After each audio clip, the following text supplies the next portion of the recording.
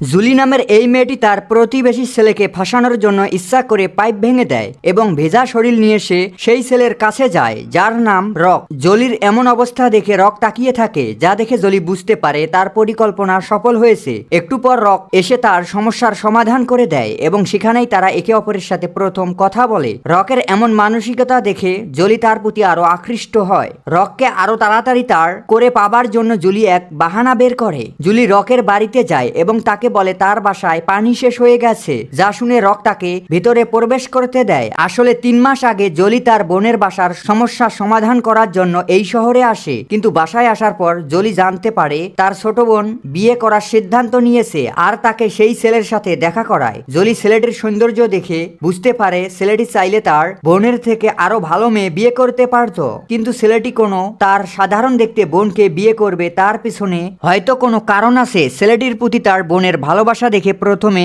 Julie কোনো কিছুই বলে না, কিন্তু পরের দিন জুলি বুঝতে পারে তার বোন কেন তাকে এই শহরে ডেকে এনেছে। তাদের মা মারা যাবার আগে সমুদ্রের কিনারায় তাদের 2 বোনের জন্য কিছু জমি রেখে গেছে। জলির বোন সেই জমি বিক্রি করে সব টাকা সমানভাবে ভাগ করে নিতে চায়, কারণ জলির বোন তার স্বামীর সাথে একটি বড় বাড়ি কিনতে চায়। জুলি তার বোনের এমন কথা শুনে অনেক অবাক হয়। জুলি মনে না চাইলেও তার বোনের সাথে সেই লোকের সাথে দেখা করে যে তাদের জমি কিনতে চায়। লোকটি হলো সেই শহরের সবথেকে বড় ডিলার। লোকটি জুলিকে বলে তার থেকে ভালো দাম অন্য কেউ তাদের দেবে না। লোকটি তাদের বড় ধরনের অ্যামাউন্ট বলে এবং তাদের বলে যদি তোমরা রাজি থাকো তাহলে যে কোনো সময় সেই দলিলে সাইন করতে পারবে। সব ঠিক আছে, কিন্তু মেয়েটি ভাবে এটা তার মায়ের শেষ স্মৃতি, তাই সে এটা বিক্রি করতে চায় না। আসলে ডিলার লোকটি হলো শহরের সবথেকে বড় মাফিয়া লিডার আর তার বোনের বয়ফ্রেন্ড হলো তার দলের সদস্য। তারা শুধু এই জমি ক্রয় করার জন্য তাদের সাথে এমন ব্যবহার করতে আসে। রাতে তারা আরো একটি পরিকল্পনা করে যেন তারা যে কোনো ভাবে